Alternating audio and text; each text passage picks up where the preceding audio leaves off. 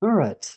I would have liked to make this earlier, but the Earth rotated around the sun, everything got a little crazy, and I wasn't able to focus on what's really important. And what's really important is making my case for being your league champion.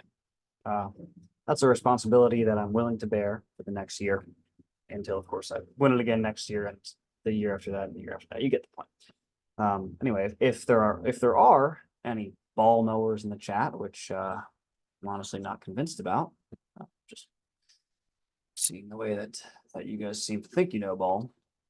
You'll remember a segment on NFL Network called the NFL, which was presented by Dave Damashek some 10 years ago, where he would run through various wacky but not so wacky scenarios, sort of like a butterfly effect, but for the NFL. For example, if the tuck rule went differently, how that would have changed the landscape of the league. So what I'm going to do is something similar, but for our fantasy football league. And let's see how that ended up. Just to give you a brief refresher, we're going to start at the standings. Let's see how everything ended up, and let's see where people landed. So we can see in the East, Jeff won the division. Jackson, he came in second in the division, landed himself a playoff spot.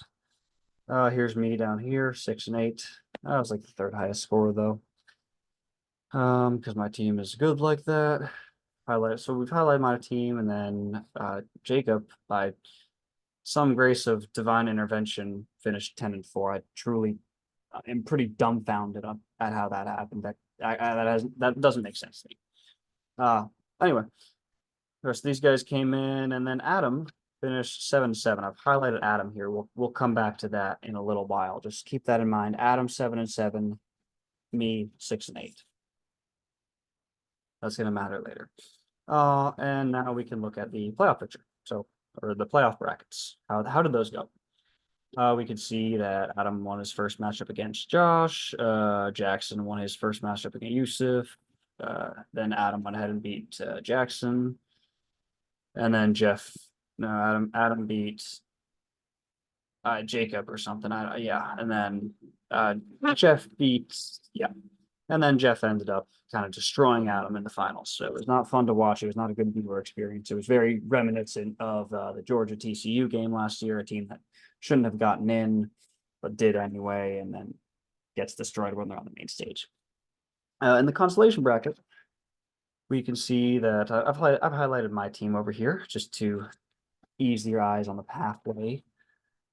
Just significant victories over everybody, all leading up to a completely dominant performance against Griffin's team in the 7th place game.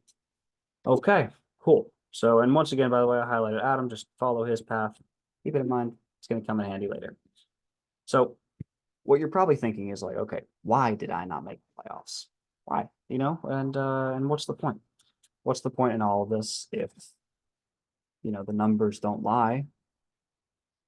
I didn't make the playoffs. I didn't win enough games. The numbers don't lie, but they don't tell the whole truth either. So what we're gonna do is look at my last 4 games of the regular season. 4 games that I lost. I lost the last 4 games of the regular season going to the postseason. Let's check them out. Week 11 against Wyatt, we lost a nail biter by just a hair over a point. Okay. Week 12, we got blown out by Josh. Week 13, we got blown out by Yusuf. And week 14, we lost a pretty close game, decided by 12.5 points. None other than Adam. Keep that in mind. We'll come back to that as well soon. First, let's dive into this one, this week 11 performance against Wyatt. This one sucks. This one hurts to report on a little bit. And it hurts even more because my kicker, Joey Sly, he missed an extra point in this game. Docking me 1 point. It would have been 151.44 to 151.5. I don't exactly know how the ESPN scoring system works, whether that would have been a tie by just closeness or probably not. Either way. But the fact remains that, maybe one other thing could have happened had Joey Sly not missed that extra point. One other guy gets a catch. And then this is a win. I moved to 7-8 instead of 6 and 7-7 instead of 6-8. Fact remains, I lost this game. I set my lineup. All my guys played. All my guys did their best. And we lost. So I'm not going to act like that's a fantastic argument, but let's get into a game that paints a little bit more of a picture. Let's get into my week 14 game against Adam. Now, what's important about this game is that the winner of this game got into the playoffs. That was what we knew would happen. I believe the scenario was like either Griffin or Jeremy had to lose, and I think they both lost. And if one of those two teams lost, then the winner of our game gets in, just based on scoring and record and all that. So Adam ended up beating me 141.28 to 128.78 to get into the playoffs. He secured that spot. 12.5-point victory. And once again, we're going to go through this a little more in depth. Trevor did his thing, not great, not terrible. Jameer did his thing, solid performance. Gus Edwards, terrible. The wheels fell off the Gus bus this week, I'm going to be honest. Tyreek Hill, 10.1. That's weird.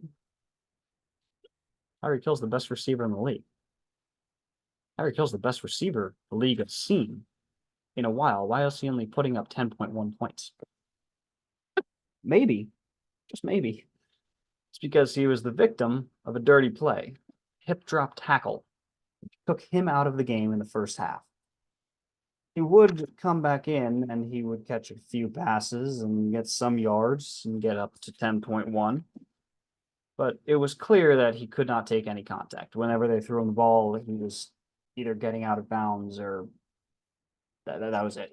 He was going to get out of bounds or not catch it. Because if he got hit, then who knows? His entire leg could have busted open. Now, I would have needed 13 more points from Tyreek Hill to win this game. This is a game, by the way, that the Dolphins ended up losing. So you can be sure that they would have been looking for Tyreek Hill all day had he been healthy and been himself that day. So could he have gotten those 13 points? I would say, yeah, easily. And just to give you a gentle reminder about how much Tyreek Hill dominated you guys this year and showed up in your nightmares, let's look at his game log. How many 30, 40-point performances is this? Too many to count. To say he couldn't have gotten 13 more points here had he not been the victim of a dirty play is ridiculous. He would have gotten those points. I would have been in the playoffs. Ooh. But how would I have gone? Would I have done anything in the playoffs? There's other good teams in there. Well, I've taken the liberty of finding out. See, a lot of teams, they roll over and die when they don't make the playoffs. My guys, we had a point to prove. And they knew that going in. They were going to play their hearts out. So I went ahead and took my scores from the consolation bracket and put them in the path of Adam's team. Now, remember what I said. The winner of this game got in. Adam ended up getting the 5 seed. So I would have gotten the 5 seed had I won that game. Had Tyreek Hill not gotten hurt. So round 1, dominant victory. 119 to 60. Wasn't even close. We move on, and that's that. We don't even need to talk more about this game. Round 2, not as dominant, admittedly. Won by 27. That's a significant margin of victory. Definitely covered the spread on that game, but nothing too crazy. Nothing my team isn't used to. Now, here's where we get to the finals, and Jeff, his team, he was a good GM all year. I'll give him that. A little bit greasy, but he was trying to do what was best for his team, and it showed in the championship match. What did he put up? He put up 151.4. Did my team have really competed with that? Well, it turns out there's actually only one team in the entire league that could have competed with Jeff this week. It was mine, and we would have won. 152.78 to 151.54. It would have been the most electric championship game that this fantasy league has ever or will ever see. But Tyreek Hill, being the victim of a dirty play, has robbed us of that. Now, I will bear the weight of this responsibility, and I will claim this championship as my own. I believe that is the right thing to do. I don't expect the Venmo, and frankly, I don't want that dirty money. I know my guys had what it takes and did what it takes. Sometimes the chips just don't fall the right way. We'll be back next year better than ever. Until then, I am your reigning champion.